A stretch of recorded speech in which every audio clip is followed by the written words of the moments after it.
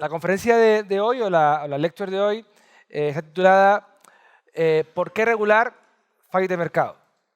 Pero le he puesto delante el por qué regular, porque los fallos de mercado suelen ser la principal excusa que se utiliza por el gobierno o por muchos teóricos para justificar la intervención del Estado en los mercados.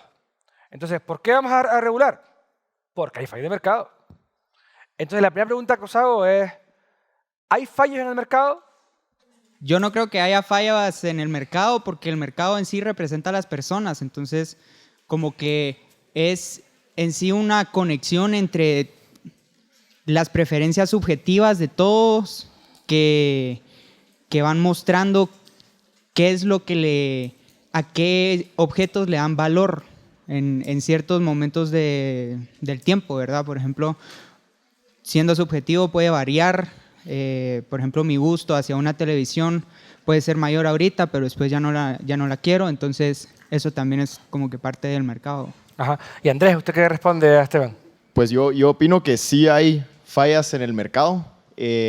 Por ejemplo, las externalidades, asimetría de información, todo esto son efectos naturales que van a existir en cualquier mercado, no importa qué tan perfecto lo consideremos.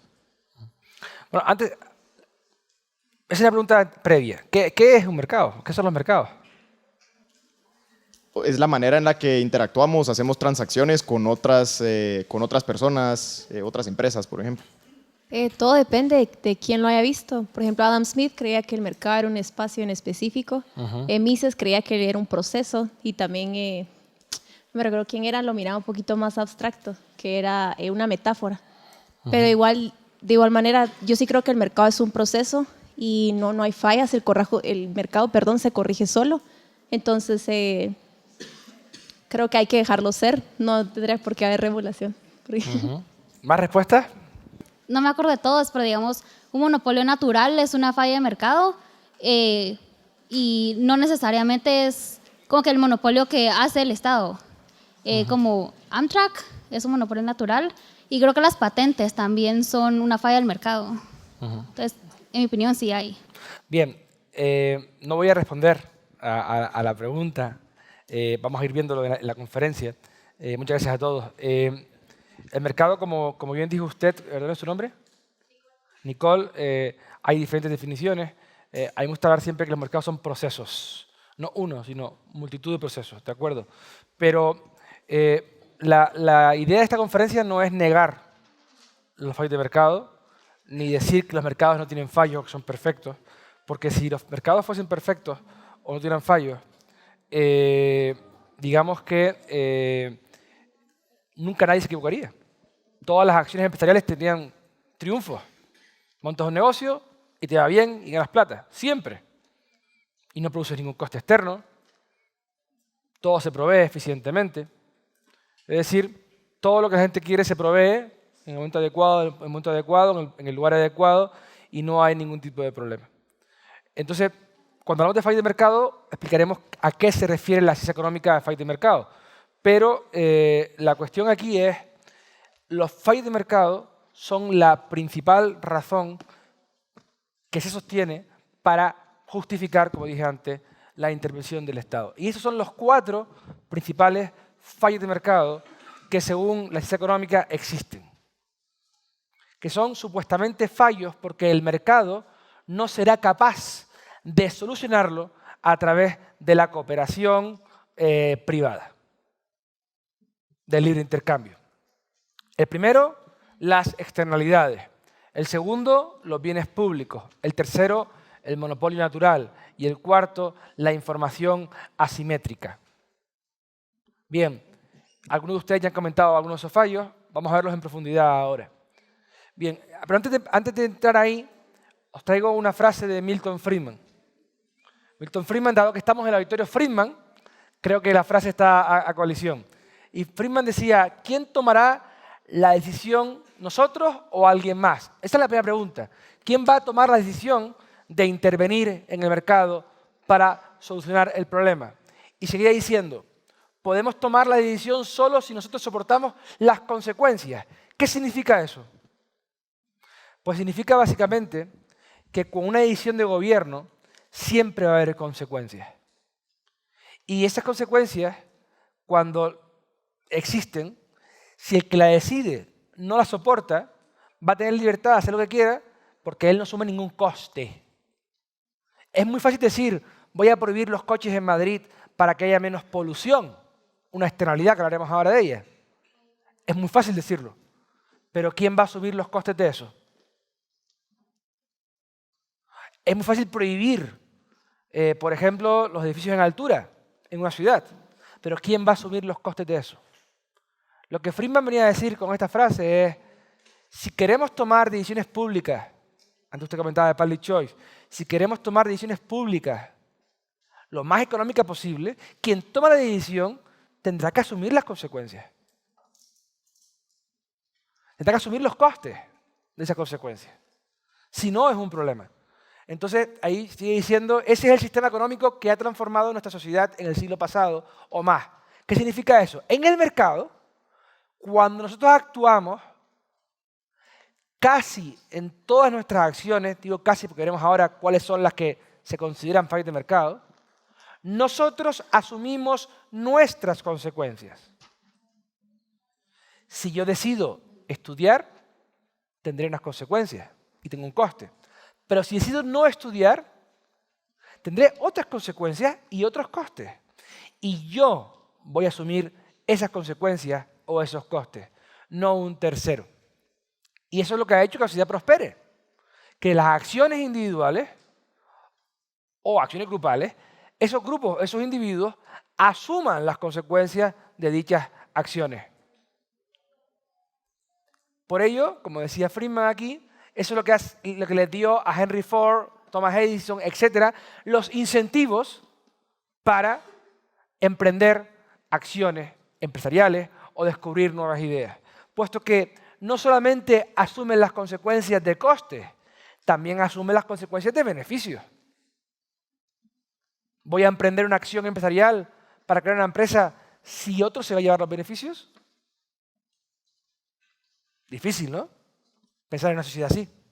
Pues esa sociedad es la que habla Friedman, pero a la misma vez, en esta frase, Friedman deja entrever que las decisiones públicas tienen ese problema, que es que si nosotros no asumimos ninguna consecuencia de nuestras acciones para solventar supuestamente las fallas de mercado, como vamos a ver ahora, o como vamos a ver hoy, pueden surgir mayores problemas y mayores consecuencias. Bien, externalidades, para aquellos que no hayan estudiado las externalidades. Las externalidades, como su propio nombre indica, es externo. ¿Qué significa eso? Ustedes toman una decisión de emprender una acción y un tercero va a asumir una parte de los beneficios de dicha acción o de los costes de dicha acción. Son externalidades. Ustedes no asumen todos los costes de vuestra acción o ustedes no asumen todos los beneficios de vuestra acción. Por ejemplo, imaginemos que alguien esta mañana se puso un magnífico perfume para venir a clase y sus compañeros disfrutan del perfume.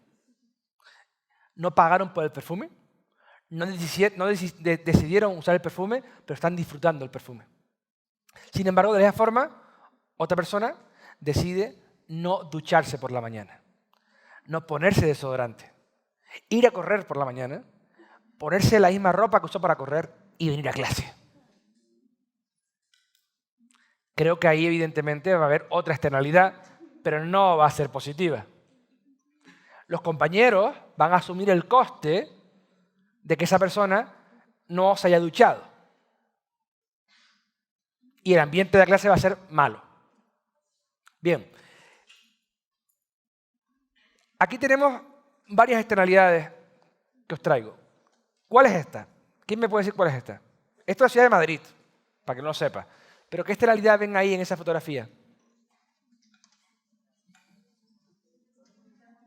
La contaminación, la polución. La polución. Ustedes deciden por la mañana utilizar vuestro carro, vuestro automóvil, vuestro coche, encendéis el motor, pagáis por la gasolina, pero estáis produciendo humo. Y ese humo, ustedes en vuestro coche cerrado, con el aire acondicionado y la música puesta, no lo estáis respirando. Pero un tercero, que a lo mejor no usa el automóvil, no tiene coche y le gusta ir caminando por la calle, va a asumir el coste de vuestro transporte. Él no decidió ir en coche. Ustedes sí.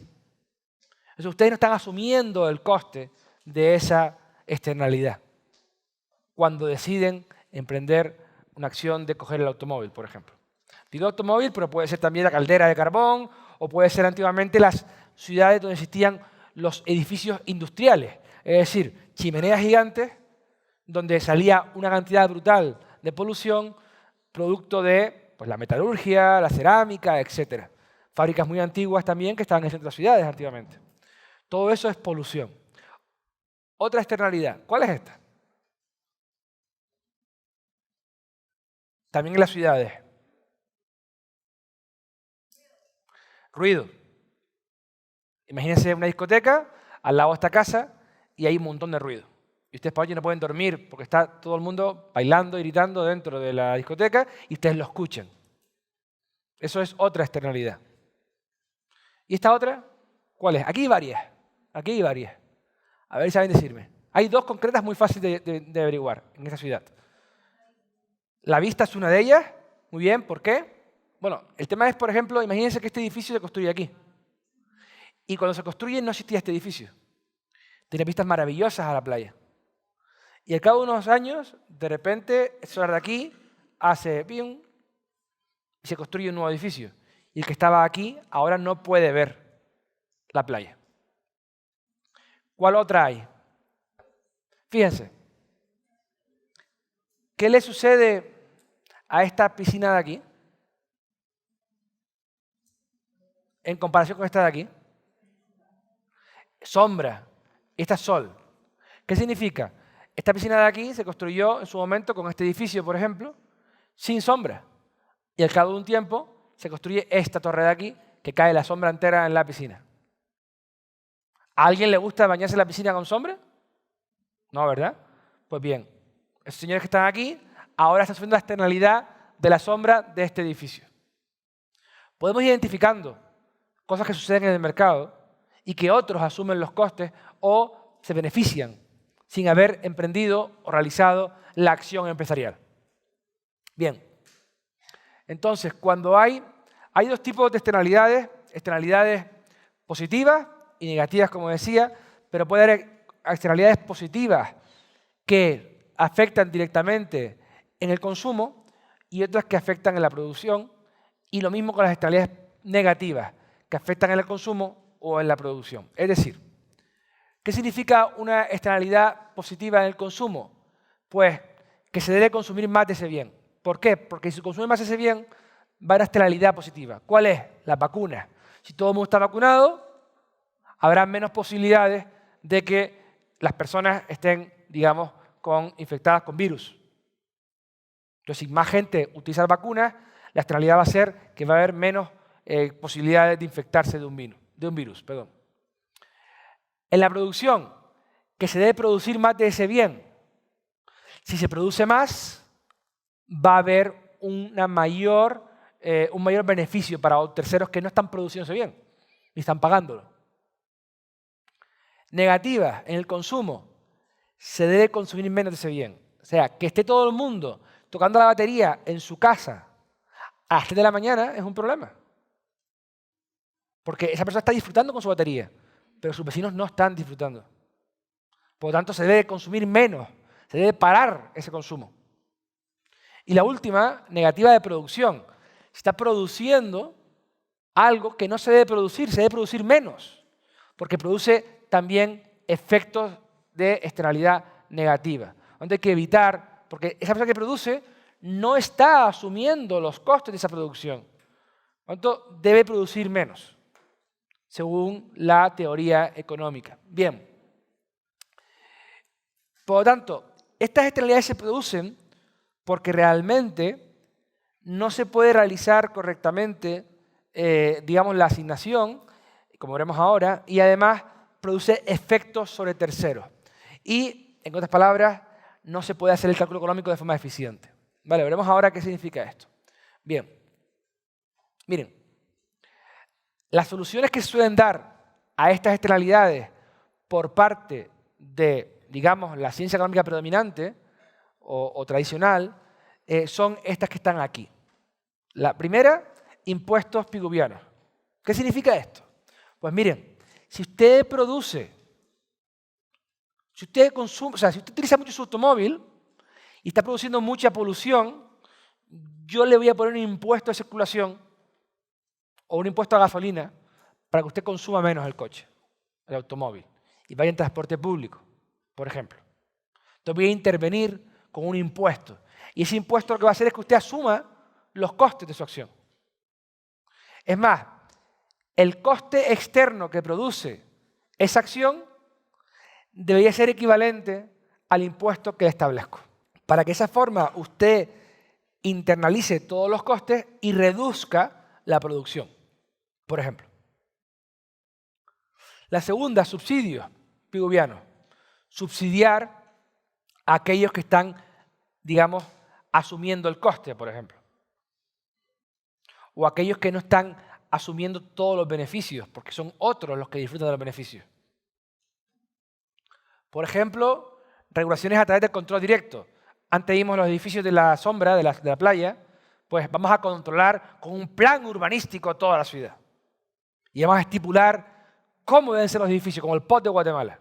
Vamos a estipular que un G4, un G5, un G2, y vamos a poner que aquí tiene edificios en altura, aquí edificios bajos. Vamos a controlar de forma directa el mercado. Siguiente es regulaciones de incentivos, es decir, producir incentivos para que la gente consuma más de algo o produzca menos de algo. Modificar las preferencias de la gente con regulaciones.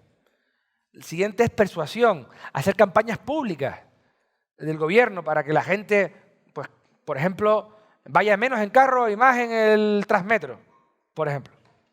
Y por último, gasto directo del gobierno que está relacionado con los subsidios piguvianos. Bien, todas estas son soluciones del gobierno para solucionar este problema. Pero la pregunta que os hago es, ¿creen ustedes que esos problemas se van a solucionar con estas soluciones? ¿Creen ustedes que las consecuencias van a ser mejores siempre? ¿Creen ustedes que no va a haber otros problemas? Pregunto. Yo creo que no. Y por ejemplo, regresando a la foto esta de los hoteles y edificios con la vista al mar, por ejemplo, tú no puedes venir y construir un edificio y, por ejemplo, subsidiar o prohibir la construcción en el resto de los terrenos más cercanos al mar, porque como que eso evita el desarrollo. O sea, ya no, la ciudad ya no crece. ¿Por qué? Porque ese edificio necesita vista, ¿verdad? Entonces, yo no creo que sea una buena solución, sino que como que incluso el hecho de construir un edificio que ahora tenga vista, por ejemplo, también le aumenta el precio, ¿verdad? Entonces, puede ser que los que están en el edificio de atrás quieran ahora pasarse al otro edificio, entonces disfrutar de la nueva vista, y eso también, por ejemplo, ayuda a los propietarios del edificio porque pueden venderlo más caro, etcétera. Pero Esteban, fíjese usted imagina que compró su casa aquí a un precio bastante elevado porque tenía vistas. Y ahora usted está diciendo que una vez que se construye yo venda este piso y me pasa al delante, que es más caro. Pero ¿qué pasa? Que mi piso ahora es más barato que cuando lo compré yo, porque se ha devaluado la propiedad. Bueno, pero es que sí. La cosa es que no, como que yo no puedo restringirle el desarrollo de un nuevo edificio a una persona solo porque me van a quitar la vista, pues. Sí, creo yo. ¿Qué solución de mercado encuentra usted aquí, en este problema? Tal vez, bueno, puede ser un edificio más bajo o... Hay una solución más fácil que eso. Recordemos el supuesto. Estos de aquí construyen primero y más adelante construyen estos de aquí. ¿Cuál es la solución más sencilla de mercado? ¿Puede decirlo más alto, por favor? Exacto, estos señores de aquí compran todo este terreno de aquí, se acabó el problema. Es mi terreno, no va a haber nada adelante. ¿De acuerdo? Pero la pregunta no era esa, la pregunta era, ¿creen ustedes que todo se va a solucionar con estas regulaciones? ¿Que van a ser las consecuencias mejores? ¿Que va a haber menos problemas? Porque existen fallos de mercado. O sea, existen fallos. No todo es perfecto. Hay problemas de información, es muy difícil triunfar en el mercado, es decir, proveer a todo el mundo lo que la gente quiere en cada momento. Entonces, existen un montón de problemas. Y por supuesto, existen problemas como las externalidades. Pero no significa eso que la solución del gobierno vaya a solventar el problema. Miren, el gobierno tiene precisamente dos problemas que le impiden realizar, digamos, una correcta regulación o una correcta acción para solventar el problema. Uno es el problema de la información. ¿Alguien ha estudiado esto ya? ¿El problema de la información? Que nunca se va a tener toda la información necesaria, por lo que siempre va a haber un riesgo. Entonces, siempre se va a estar corriendo un riesgo por el mismo hecho. Existe. El problema del conocimiento básicamente es la información que existe en el mercado no siempre es objetiva y está en un libro. Es decir, hay muchísima información porque ustedes cuando están tomando decisiones empresariales o acciones cotidianas están produciendo información. La información es tremenda, es gigante. No puede estar toda en una cabeza para tomar la decisión correcta. Pero es que además esa información cambia a cada momento y es subjetiva. Entonces, como está cambiando todos los días y es subjetiva, es imposible que alguien tenga toda la información necesaria para poder emprender un plan burocrático, un plan gubernamental para llevar a cabo un plan para solventar cualquiera de estos problemas. Si hay un problema de información, es muy difícil obtener toda la información. Y otro problema es el problema de incentivos, que es distinto, que es, muy bien, esa persona va supuestamente a solventar la externalidad, pero ¿quién nos asegura que esa persona no tendrá incentivos? Cuando digo esa persona me refiero al gobierno, ¿de acuerdo? No hablo de personas abstractas, no, el gobierno. El gobierno va a tomar la acción de solventar la externalidad, pero ¿quién me dice a mí que ese gobierno no tiene incentivos perversos de lobby, de amigos o de ellos mismos para que la acción que va a tomar a cabo le beneficie a él? Porque a lo mejor, imagínense, mi primo tiene, digo mi primo va a ser un poco simpático, ¿vale? Mi primo tiene una empresa de coches eléctricos y los coches no eléctricos producen polución. Vamos a hacer una buena campaña contra la polución y luego vamos a dar subsidios a los que compren coches eléctricos y luego vamos a poner impuestos altísimos a la gasolina. Y mi primo me va a invitar a cenar de vez en cuando. De vez en cuando voy a cenar un buen caviar con mi primo. O sea, ¿quién nos dice a nosotros que el gobierno no tiene incentivos para tomar acciones, digamos, que le benefician a él? O benefician nada más que a un lobby o a un grupo. Si usted que ha estudiado Public Choice sabe de lo que estoy hablando. Es decir, en el mercado, cuando hay intercambio, se produce porque... ¿Cómo? ¿Por qué? Porque hay ventajas inmediatas, beneficios inmediatos de ambas partes. Usted intercambia conmigo porque usted valora más lo que yo le doy y yo valoro más lo que usted me da a mí. Por lo tanto, ambas partes salen ganando. Salen ganando. Sin embargo, en decisiones públicas es distinto. En decisiones públicas es unos salen ganando y otros salen perdiendo. Entonces, nadie nos va a garantizar que esas externalidades que va a intentar solventar el gobierno, las personas que están en el gobierno no tengan incentivos distintos a solventar esas externalidades y se muevan por todo tipo de acciones. Dos problemas muy importantes que tienen importantes consecuencias sobre las acciones gubernamentales con impuestos o regulaciones para solventar las externalidades. Miren, existen otros tipos de soluciones de mercado. La primera es internalizar la externalidad. Es decir, si usted produce externalidad, usted va a asumir el coste de esa externalidad. Por ejemplo, usted está produciendo ruido con la discoteca. Pues bien, El juez dice que o usted insonoriza el edificio, su local, o usted no puede tener la discoteca. O el juez dice, usted produce ruido, de acuerdo, pero estos señores de arriba tienen el derecho al silencio, a estar tranquilos en casa. Pues si usted quiere hacer ruido, tiene que comprar ese derecho. Es decir, pagar.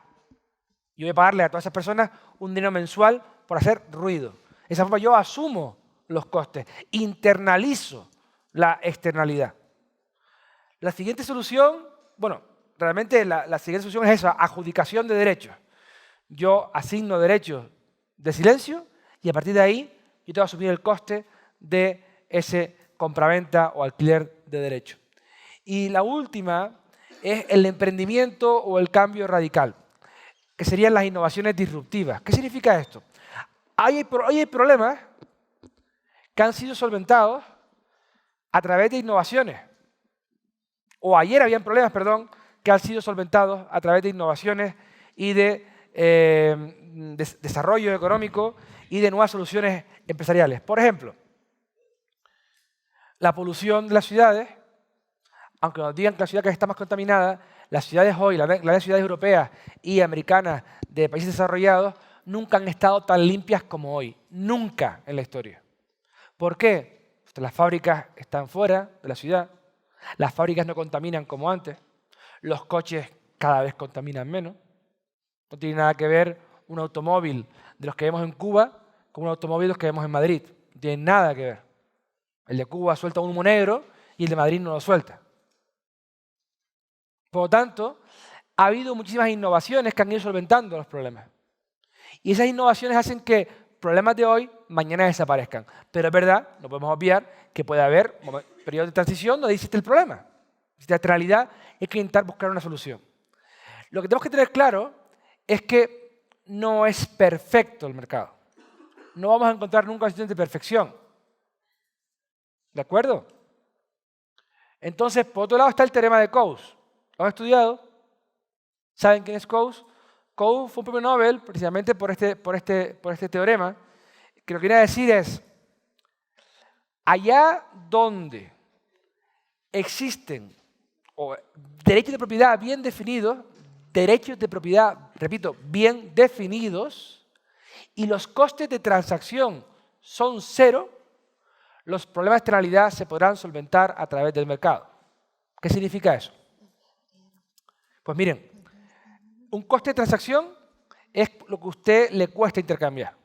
¿De acuerdo? Si usted puede intercambiar fácilmente, ¿sí? Porque el coste de transacción es cero o muy bajo, y hay derechos de propiedad bien definidos, yo voy a poder solventar la externalidad. Imaginemos que tenemos adjudicados unos derechos al silencio, están bien definidos, y la solución va a ser sencilla con un coste de transacción cero. Pero imaginemos ahora algo distinto. Los automóviles en Madrid que producen polución. Ahí el coste de transacción es cero. ¿Hay derechos bien definidos? Es decir, usted produce polución a través del automóvil.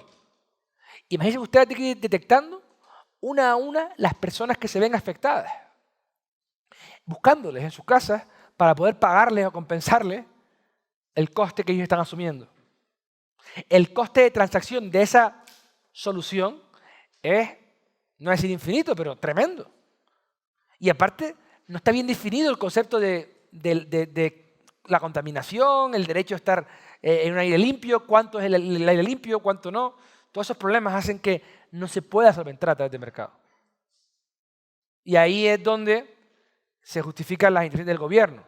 Pero nunca podemos obviar que ese gobierno va a producir consecuencias inesperadas, otras externalidades, otros costes y probablemente producir problemas de eficiencia mucho mayores que los que supuestamente querían solventar.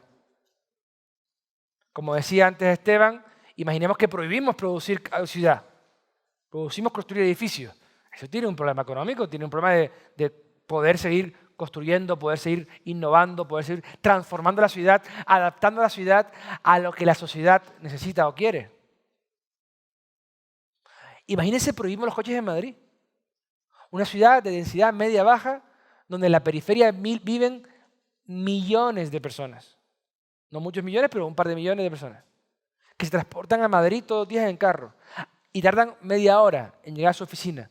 Ahora tienen que ir en transporte público y tardan hora y media. Y con unos costes de vida que se elevan. Ya no van a poder ir al cine por la tarde. Van a dejar de consumir en el cine. Ya no van a poder ir con sus hijos al parque. No van a poder hacer otras cosas que consumían o producían. Antes dedicaban tiempo para trabajar, ahora no pueden, porque tienen que asumir unos costes del trabajo de la mañana. Entonces, todas esas acciones producen costes que en muchos casos son inmensos.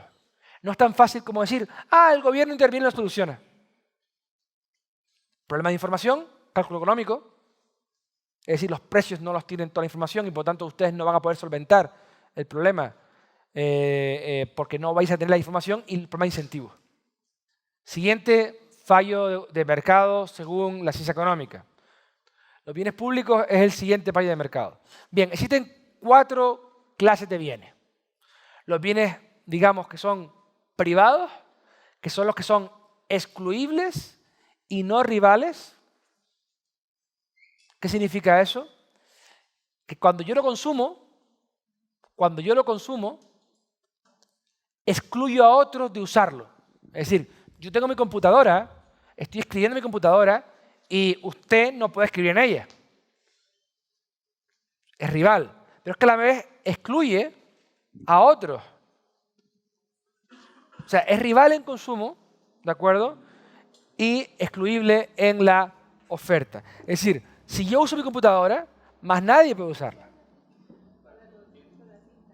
Y esto se conoce como bienes privados. La comida, la ropa, los coches, cualquier bien de lo que ustedes conocen, por su libreta, su bolígrafo. O sea, si usted tiene su bolígrafo, yo no puedo usarlo a la misma vez que usted. ¿De acuerdo? Son bienes privados. Luego estarían los club goods o bienes club, que son aquellos que, por ejemplo, son excluibles de la oferta a personas, pero a la misma vez no son rivales en el consumo. Por ejemplo, este auditorio. Hay gente que me dijo, quise ir a tu conferencia, Gonzalo, pero el cupo estaba completo. Igual lo dijo para hacer la pelota o para tal, y era mentira, pero hay un cupo.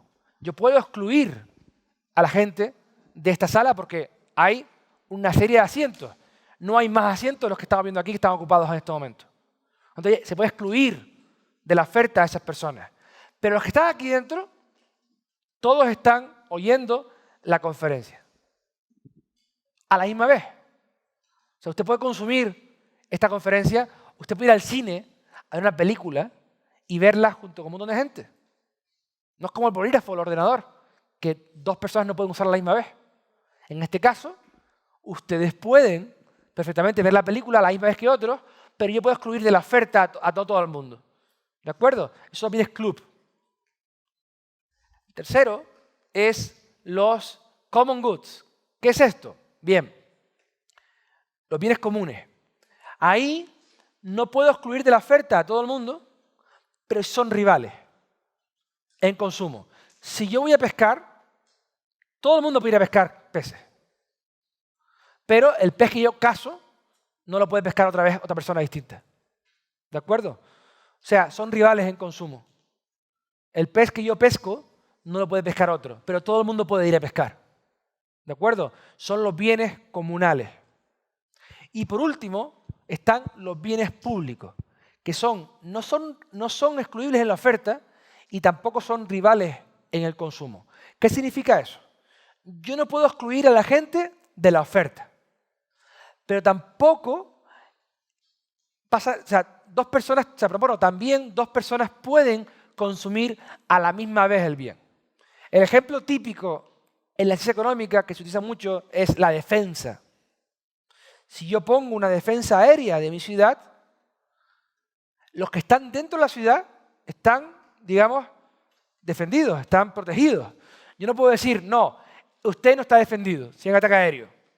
No, yo voy a defender la ciudad completa. No puedo sacar a nadie, no puedo excluir a nadie de esa oferta. Pero a la misma vez, los que están dentro todos la están consumiendo a la misma vez. Eso se conoce como bienes públicos, en términos económicos, que es muy distinto que en términos jurídicos. ¿De acuerdo? Términos económicos, muy distinto a términos jurídicos. Es un típico error que suele suceder. Cuando se habla de bienes públicos, mucha gente cree que estamos hablando de bien del gobierno. No. Bienes públicos en términos económicos son todos aquellos bienes económicos que no pueden ser excluibles a los consumidores de la oferta y tampoco quien consume está, digamos, haciendo una competencia o una rivalidad con respecto a aquellos otros que lo están consumiendo. El bien público, como decía, es aquellos que no son rivales en consumo y no son excluibles en oferta. Entonces la cuestión es, dice la teoría económica, estos bienes el mercado no los va a proveer. ¿Por qué? Porque imagínense ustedes, si yo sé que si no pago la seguridad de mi urbanización, nadie me va a poder excluir de la defensa, no pago. Claro, ¿para qué voy a pagar? ¿Que paguen los otros? ¿Que yo voy a estar defendido igual? Entonces somos free riders, no pagas y tú disfrutas del asunto, es decir, tú disfrutas de la cosa. Entonces, claro, si eso pasa, mucha más gente va a dejar de pagar. ¿Y qué termina pasando? Que no se va a proveer el bien. Pues bien, esta es la defensa, hace un momentito, y las soluciones que se plantean a este problema de mercado son los impuestos. Los impuestos. Ponemos impuestos y así todo el mundo paga la defensa. ¿De acuerdo? Entonces, hay bienes públicos en términos económicos que se dice que son bienes públicos en términos económicos, pero realmente no lo son. Por ejemplo, un parque, una calle, pero son bienes cuasi públicos. Y esos bienes cuasi públicos, el Estado ha terminado diciendo que también tiene que proveerlos. Porque ¿qué pasa? Si yo no hago los parques, las ciudades no van a tener parques. Si yo no hago las plazas, no va a haber plazas. Si yo no hago las carreteras, nadie va a hacer las carreteras. Aunque no son bienes públicos en términos económicos las calles, por ejemplo. Ustedes pueden excluir en una carretera, en una autopista, a las personas del consumo. Con una valla y quien paga entra, quien no paga no entra. Aún así, el gobierno ha dicho, si esto no lo hago yo, no lo va a hacer nadie. Pero ¿es cierto que el mercado no va a proveer bienes públicos como la plaza o espacios públicos en las ciudades? ¿Qué ejemplo conocen ustedes aquí en Guatemala que es un espacio público provisto de forma privada de gran éxito? Cayalá. Cayalá es una organización privada provista por el mercado, no por el gobierno, donde es uno de los espacios más seguros para pasear por Guatemala. ¿Realmente ustedes creen que los constructores, los desarrolladores, van a producir ciudades inhóspitas, oscuras, sin árboles, sin plazas? ¿O van a proveer ciudades donde la gente quiera vivir? ¿La gente quiere vivir en ciudades de ese tipo? ¿O prefiere vivir en ciudades donde puede pasear o puede disfrutar de la naturaleza? Hay de todos los gustos y colores. Por eso puede haber distintos tipos de ciudades, distintas áreas, distintas urbanizaciones. Pero en cualquier caso, como queréis repetir, esto que se conoce como bien público, el espacio público de las ciudades, realmente no es un bien público en términos económicos, aunque podríamos hablar de bien cuasi público, y eso hace que el Estado justifique los impuestos para poder intervenir y producirlos. Pero ejemplos claros como el de Cayalá demuestran que no es así siempre. El siguiente fallo de mercado es el del monopolio natural o competencia imperfecta. Básicamente el monopolio natural es, usted es el primero en crear, por ejemplo, imagínense que ustedes crean una nueva ciudad y usted produce el sistema de saneamiento, es decir, procesan todos los excrementos de la ciudad. Usted lo produce, lo construye y usted fue el primero en llegar. Como usted fue el primero en llegar y el coste de realizar esa infraestructura es muy grande, es muy difícil que un tercero construya una paralela para además competir con usted, digamos, dividiendo la demanda entre dos partes. Porque el coste de entrada al mercado es altísimo. El coste de producir una nueva infraestructura es muy alto. Por lo tanto, el que entró primero tiene una ventaja natural. Una ventaja con respecto al resto. Sabe que puede subir los precios, supuestamente. Y no pasa nada, supuestamente dicho. Y eso es lo que se conoce en el mercado no, en la ciencia económica como monopolio natural. Natural. Bien, aquí vemos el alcantarillado de una ciudad que puede ser entendido como un monopolio natural. Bien. ¿Cómo se soluciona el monopolio natural según la ciencia económica?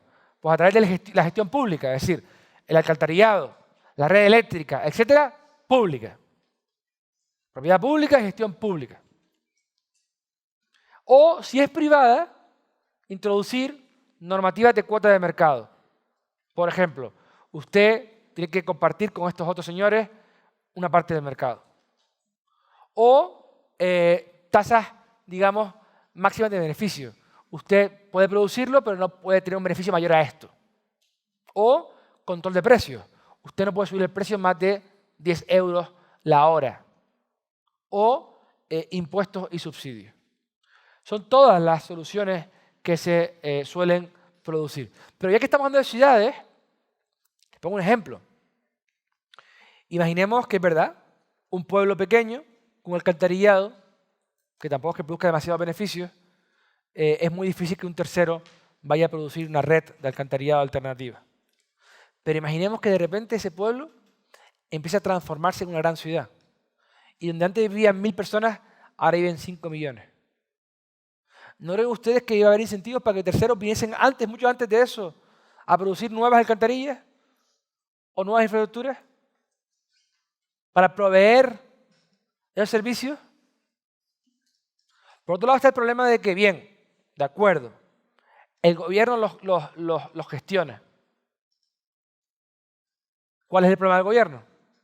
Lo mismo que dije antes. Problema de información, no va a saber gestionarlo porque no tiene toda la información. Y el problema de los incentivos. ¿Quién le dice a ustedes que el gobierno tiene incentivos suficientes para controlar o gestionar eficientemente dicha infraestructura? Para proveer ese servicio eficientemente. Una vez más, problema de información y problema de incentivos, que hacen que este control del gobierno sobre esa, digamos, monopolio natural fracase. Pero es que además siempre van a surgir costes a la hora de entrar en un mercado. Si fuese tan fácil entrar en un mercado, todo el mundo estaría de todo. O sea, el monopolio natural entendido como licencia económica es verdad. O sea, construir una nueva alcantarillado es muy costoso. De acuerdo, pero emprender cualquier acción es muy costosa. Siempre. Unas más y otras menos, indudablemente. Pero al final siempre va a haber costes. Siempre. No significa que el que está proveyendo ya el servicio tenga el monopolio natural de la información, por ejemplo. Bien, por último, el último fallo de mercado es la información asimétrica o inadecuada. ¿Qué significa eso? Por lo que voy a decir la ciencia económica es, a veces hay personas que tienen información privilegiada y estas personas no van a tener incentivos para compartir esa información y van a sacar provecho de ella. Por lo tanto, la asignación de recursos no se va a producir de forma eficiente, entendiéndola como el óptimo de Pareto, en la que todo el mundo se hace satisfecho, etc. Entonces, ¿qué pasa? Hay que intervenir. ¿Hay que intervenir cómo? Pues hay que supervisar. Por ejemplo, como hay arquitectos que pueden trabajar sin tener el título de arquitectura, vamos a crear los colegios profesionales de ingenieros, de arquitectos, de médicos, para que de esa forma todo aquel que no esté colegiado no pueda trabajar. O reglamento, vamos a regular todo para que de esa forma las reglas estén claras. O socializar el riesgo, es decir, si hay un problema, los costes pues se socializan. Bien, como antes comentó su compañera, la información es gigante y nadie puede estar informado de todo. Es inviable. Siempre va a haber gente que tenga más información que otra. Es más, ustedes crean información nueva todos los días. Realmente el problema de la información es, digamos, el mercado per se tiene el problema de la información y la información siempre va a ser asimétrica. No todo el mundo va a estar igual de informado, nunca. Y después, el mismo problema de información asimétrica puede ser aplicado al gobierno. Es decir, el gobierno a veces tiene información privilegiada y la usa para su beneficio. O el gobierno no tiene toda la información para poder realizar la solución. Una vez explicado los 4 principales fallos de mercado, externalidades, bienes públicos, monopolio natural, información asimétrica, lo que quiero que quede claro de esta pequeña charla es, ok, el mercado tiene problemas, pero nadie garantiza que el gobierno los vaya a solucionar. Nadie. Es más, en muchos casos, el gobierno empeora la situación. Pero es que además, cuando ustedes prohíben o regulan, están, digamos, coartando la función empresarial del ser humano. Están impidiendo que en el mercado puedan surgir soluciones a problemas que igual pueden ser solventados de forma eficiente en el mercado. A la misma vez está el problema de las consecuencias unintended consequences o consecuencias no esperadas. A la misma vez está el problema de incentivos. En el gobierno puede enviar por su interés, como siempre hace, o casi siempre hace. Y además está el problema de la información o el cálculo económico. Es decir, no se tiene toda la información y por lo tanto los gobiernos cuando van a emprender la acción, nadie le garantiza que su acción esté bien realizada, puesto que la información que tienen no es completa. Gracias.